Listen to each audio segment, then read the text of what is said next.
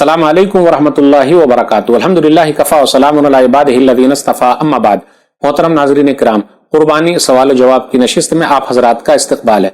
आज की नशिस्त का मौजू है, क्या खस्सी किया हुआ जानवर कुर्बानी कर सकते हैं या सिर्फ वही जानवर कुर्बानी करें जिसका खस्सी नहीं हुआ है। आम उर्दू में बोलेंगे तो बोलेंगे जिनके अंडे नहीं निकाले गए हैं।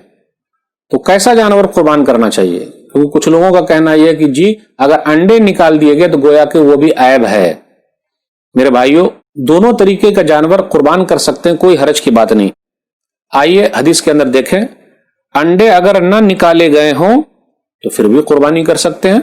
सुनन अबी दाऊद किताब ज़हाया हदीस नंबर 2796, अबू सईद खुदरी रज़ियल्लाहु ताला अन्हु कहते हैं, कान रसूलुल्लाह सल्लल्लाहु अलैहि वसल्लम युज़ही बिकब्शिन अक़रन फ़हील, कि रसूलुल्लाह सल्लल्लाहु अलैहि वसल्लम ने एक मेढा सींग वाला कुर्बानी किया जिसके अंडे निकाले नहीं गए थे। लेकिन देखिएगा, जिसके अंडे नहीं निकाले जाते हैं, अक्सर आप देखे होंगे ऐसे बकरे को कि उसकी बदबू आती रहती है। खैर वो एक अलग बात है, साफ सफाई का ख्याल रखना बहुत जरूरी है।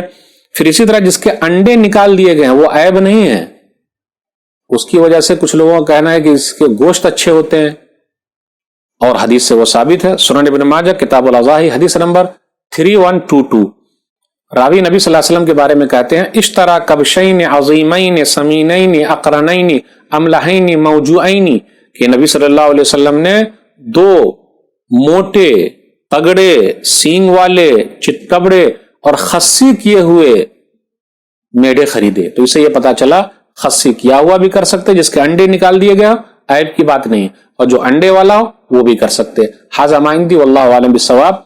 वस्सलामु अलैकुम वरहमतुल्लाहि वबरकातुहू।